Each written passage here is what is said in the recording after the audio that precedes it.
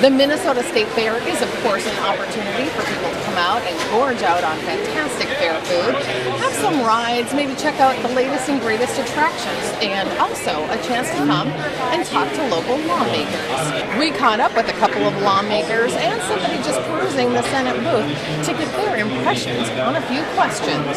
With the 2015 legislative session beginning in just a few months, what would you consider the top legislative priority?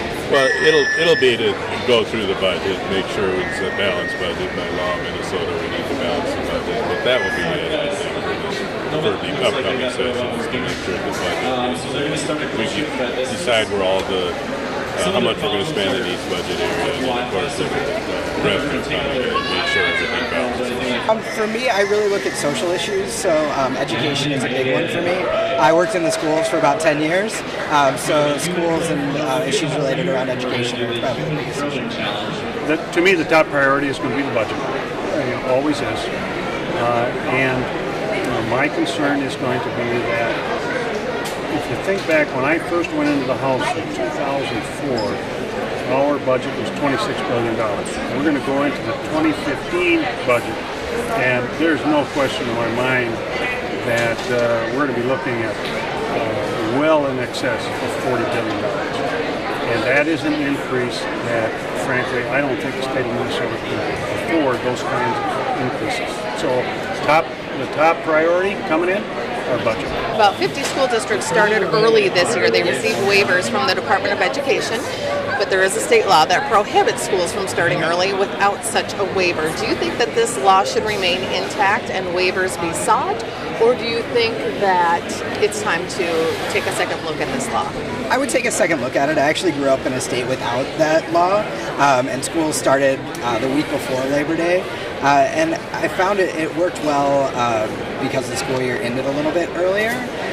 So it just worked better with the summer schedule. I'm sorry, I'm not being very articulate right now.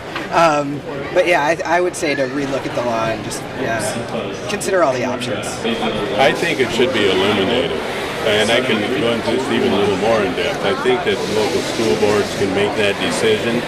And a little bit off subject here, but I also think that the department should consider the 4-day school week also. There's a number of school districts that have done that, and it works very well for them. So along with starting before Labor Day, the school districts should also have that option to consider 4-day school week. In my estimation, purely a local issue.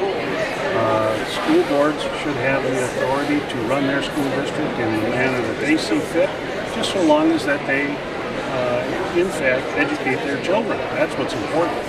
And if a local school board wants to start school before Labor Day, it's absolutely fine with me. And if that's the case, then maybe we ought to repeal that law. This is the Minnesota State Fair, of course. What would you consider the greatest draw or attraction for you personally? Oh man, there's so much to see at the fair. I think one of the best things about the fair is all the people, first of all. You can come here and there's people all over. That's probably the biggest thing for me. It's just so exciting is to see all the people. But coming from the farm background, of course I like to see anything agriculture. When I leave here, I'm going to go meet with the dairy farmers down at the dairy barn. And so I would say that just because of my agriculture background, I love anything agriculture also. Also, my kids are in 4-H, so I always say I'm not getting the 4-H building. For me, it would have to be watching the people. There are literally tens of thousands of people that come to this fair from all over the state of Minnesota and probably from multiple states. It's absolutely fascinating to not only watch them, but I get a chance to talk to a whole lot of them, and I truly enjoy it. It's got to be the food. It's got to be the food.